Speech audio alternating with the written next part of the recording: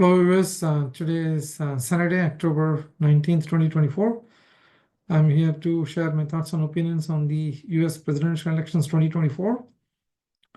Today, I would like to look at the early voting data from the state of Pennsylvania. The early voting, as you know, has started in Pennsylvania, the mail-in ballots as well as the absentee ballots. And the Pennsylvania government has put out those numbers on their website. So I would like to look at the data and walk you through some of the things that I found in the data that has been presented by the Pennsylvania government. So without any further delay, let me go ahead and bring up the presentation here.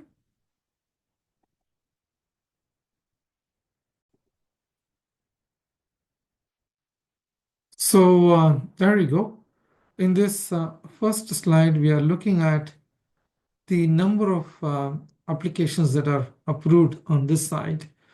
So there are like 60,000 absentee ballots that were approved by the Pennsylvania government, and out of which 29,000 were registered Democrats, 21,000 were registered Republicans, and the others, basically the independents, are around 9,000. So if you look at from the percentage perspective, around 49% are Democrats, 35 Republicans, 35% of Republicans, and 15% of independents when it comes to absentee ballots. When you look at the mail-in ballots, they have approved like 1.7 million mail-in ballots as of now, and out of which Democrats are close to a million and a few odd voters, the registered Democrats. That amounts to around 58% of this 1.7 million. And then there are like 500,000 registered Republicans who have got their mail-in ballots approved, and that's close to around 30%. And the independents have 406,000 odd voters who have registered as independents and who have asked for mail-in ballots, and that has been approved, and that's amounts to around 11.95%. So the total number of applicants approved from the Pennsylvania state is 1,786,000 odd votes. And out of which, this could change because this is as of Friday morning, 8 a.m. USA Eastern Time. Pennsylvania government is kind of a little slow in updating their website, so we are missing the data from the Friday, October 18th, as well as Saturday, October 19th today. Then if you look at the number of ballots that were returned, as of now, the absentee ballots, around 19,000 out of the 60,000 were returned, out of which 9,800 are Democrats. That aligns with their asking percentage rate. Their asking percentage rate was 49, and this is also return percentage is also 49. And for Republicans, they have asked for 21,000, out of which they have returned 7,000, those voters. And that's almost a slightly higher percentage of 38. And then the independents, they have returned 2,400 out of the 9,200 independents who had asked for the absentee ballots. Then if you look at it from the mail-in ballots, out of the 1.7 million mail-in ballots approved, around 771,000 has come back, out of which almost 500,000 voters are from the Democratic registered voters, and around 200,000 are from the Republican registered voters. The independents have returned around 71,000 odd ballots back. So the total ballots that are returned is 791,000 out of the 1.7 million odd ballots. So we still have another 1 million ballots that are supposed to come back. But in Pennsylvania, you can also go to the polling station, whatever is your polling station, and fill in a mail-in ballot and try to get that approved, or request for a mail-in ballot and get your request approved and vote right there after waiting for a few minutes. So I was told that that is also possible. So this number is going to change, but nevertheless, as of that 10/18/2024, 8 a.m., This is what the number we have. So if we do a quick analysis on approved versus returned, around 44% of the approved ballots has been returned. So that's pretty good from my view. We still have some more time, so I'm sure that almost all of those mail-in ballots and the absentee ballots will come and get processed. Then this is an important number that I would like to monitor. The vote difference between Democrats and GOP, it's not actual votes. It's basically based on how many registered Democrats have returned their ballot and how many Republican voters have returned their ballot.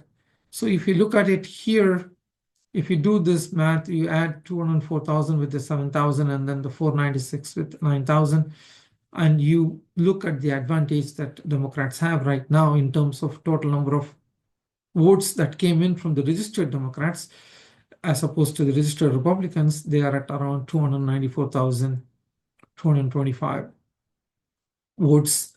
We do not know whether all these registered Democrats voted for Democrats, or we would not even know whether the registered Republicans voted for the Republicans. But just let's assume, for the sake of argument, if they voted the party line, that this is the difference we are looking at.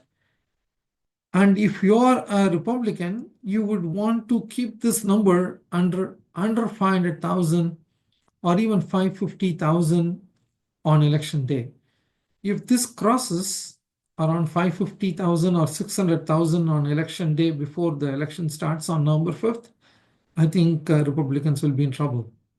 From the Democrats' perspective, they would like to get to around 550 or 600 or even 650 by November 5th, before the actual voting starts on the voting day, November 5th. And that's the calculation here. That's how both parties are going to look at it. Republicans would like to keep this number under 500,000 or 550. Democrats would like to get this to around 550 or 600 so that they will feel a lot more comfortable in the state of Pennsylvania. Then let me go to the next slide.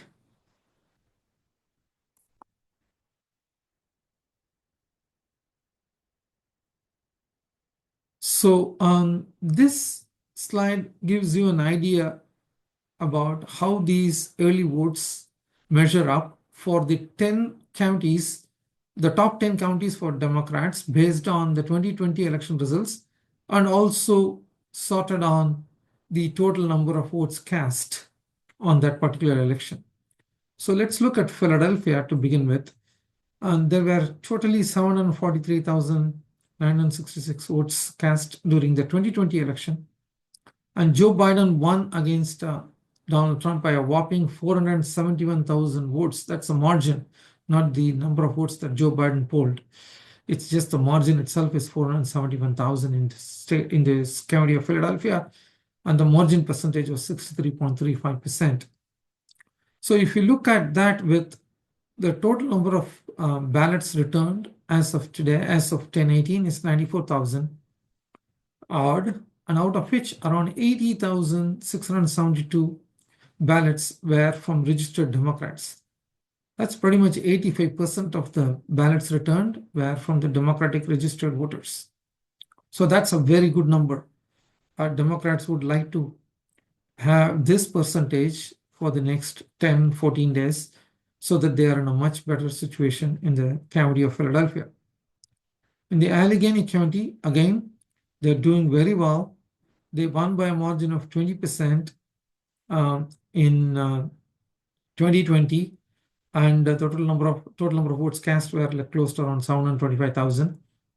And right now, they're doing a very good job of making their registered voters come out and return their mail-in ballots or absentee ballots. And this is a pretty good number for Democrats in the county of Allegheny. Then you look at Montgomery, it's got close to 500,000 votes. They won that by a good margin there. Here again, they're doing a pretty good job. Out of 84,000 ballots returned, 56,000 are from the registered Democrats. Here in Montgomery, I would like to caution you guys that this is just registered Democratic voters, and there are significant number of independents in the county of Montgomery who tend to vote Democratic in the presidential elections. So if you add 60-70% of the independents here, this will look even better for the Democrats.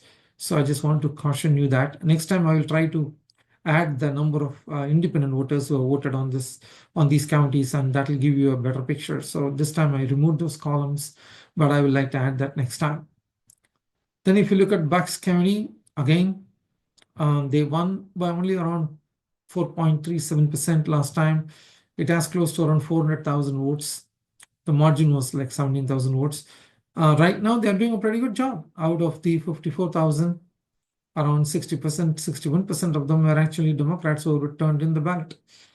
And totally, there are only 126,000 odd voters who are asked for a mail-in ballot. So this number is also pretty good for the Democrats.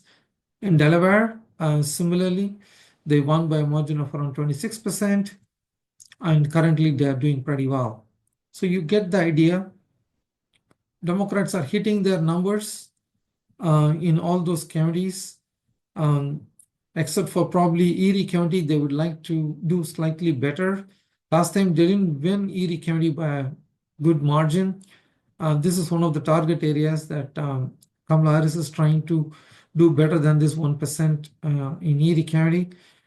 So that would mean that they have to do something better here. And then look at Northampton.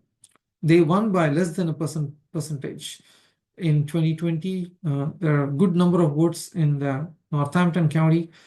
They're doing pretty well as of now, but Democrats will be happy if this number is close to around 65-70% right now. So we will keep a close eye on Northampton as well. So overall, if you look at it, it looks as though the Democrats are hitting their numbers for early voting on their constituencies, that they are pretty strong, and on those constituencies that they have won big in 2020. So let's look at the same data for the Republicans. So these are the top 10 counties for Donald Trump, the Republicans, in 2020, and it is sorted on total number of votes cast as well. So let's look at Lancaster. In 2020, Donald Trump beat Joe Biden by around 15 points. The margin in terms of votes is 44,362. The total votes cast were 281,000. So currently there were like 33,000 odd ballots that were returned, out of which 12,131 is registered Republican ballot. So that's only 36%. I think that Republicans would like to see some increase. Again, just like I mentioned about the Democrats in Lancaster, some of the independents might vote for GOP, Donald Trump. So this is not a true representation. If you add some of the independents, it might be slightly higher, but nevertheless, if you truly look at the voter identification in terms of party affiliation, then I think 36% is what they have as of now. So going into York County, the same 30-odd%, close to 40 here. Donald Trump won by a big margin, 24%. A good margin in terms of votes as well, around 58,000. And that county does have a good number of votes, 239,000 votes. So here again, the Republicans would like to see this percentage go to around 50, 55. And there could also be another reason. Out of the 239 votes, we are assuming that there will be the voter participation will be very close or even higher in Pennsylvania. So we still have another 200,000 votes here. So we don't know how that will break, but still, they would like to see a better percentage here. Going down this list, you have this Berks County. Again, he won by only 88%. Still a good margin, decent margin, 16,000 votes out of 206 polled. He's still at 31% as of now in terms of the party affiliation. Westmoreland is doing better. He's above 40% here. He won by a very good margin in Westmoreland. That's Donald Trump. So this is something that they should be happy with this number. They would be even happier if it gets around 50%. Then Luzerne, this is kind of interesting. Luzerne, they have 41,000 applications approved, but the total number of ballots returned were only 89, out of which only 24 were registered Republicans. So that's a low 27%. So I don't know exactly what's going on with Luzerne. They are really planning to return little later. Is this going to come little later down next week or whatever? We should keep an eye out on this. This number seems to me very low. And also it is a good sized county in terms of population. There are like 143,000 voters there. Again, this is a county that Donald Trump won by a good margin. And going down further, we have Cumberland at 37% of the return ballots under the GOP party affiliated voters. Washington around 29%. Again, you see these numbers are not the best. He has won Washington County by a significant margin. So if I am sitting on the Trump campaign, I would like to see what's going on with Washington, what's going on with Luzerne, and I would like to find out what's happening with the early voting there for their voters. Then you look at Butler. Again, this is a county that he won by a very good margin in 2000, a good-sized county. Again, he's still in the 30s. They would like to get this up to 50. Beaver County, he won by around 17%, and this is, again, he should try to get this out to around 40% at least. In Franklin County, he's doing pretty well, even though he would like to get it to 50% here, but he won by a significant margin in Franklin. So this number will obviously increase for him in the next week or so. And it looks as though that this is a county that he would be looking to add to his margin from 2020, and he would probably want to have a better margin here. So that's what the data says in terms of the early voting. So if you go back to our first slide, as I mentioned, the key is what is this number on November 2nd? I think that is the last day of in-person mail-in ballot, as well as trying to request for a mail-in ballot. I think, I'm not too sure about that, but I need to double check. So we need to wait and see what happens next week on this number. And also we should keep a close eye on this number. And this number is going to increase. I would like to see exactly how much this is going to increase by. If you look at the total electorate in 2020, I think it was close to around 7 million voters in Pennsylvania. So if this gets to close to around 3 million by election day, or even 3.5 million by election day, then we are looking at least 50% of the voters are going to do the mail-in ballots. So then we have a different issue on exactly how those things are going to be counted and whatnot. Nevertheless, the long and short story here is, if you really look at, if you look at what's going on in terms of early voting, in the state of Pennsylvania, it looks like Donald Trump is slightly behind. And if we compare that with the state of Georgia, I think Democrats are slightly behind. The reason I'm saying that is, guess where is Trump today? Trump is in Pennsylvania. And then guess where is Kamala Harris today? Kamala Harris is in Atlanta, Georgia. So we can figure out, they sense their enthusiasm is slightly lower, that is the Republicans in the state of Pennsylvania. So Trump is going there to shore up the base and try to add momentum to his voters and bring up more energy into those base voters.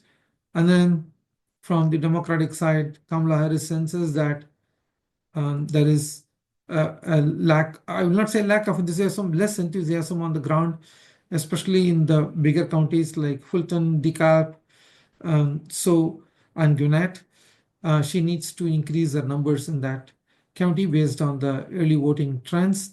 I did do a program about that a couple of days ago. So, so by these early voting trends, we can figure out where these people are going.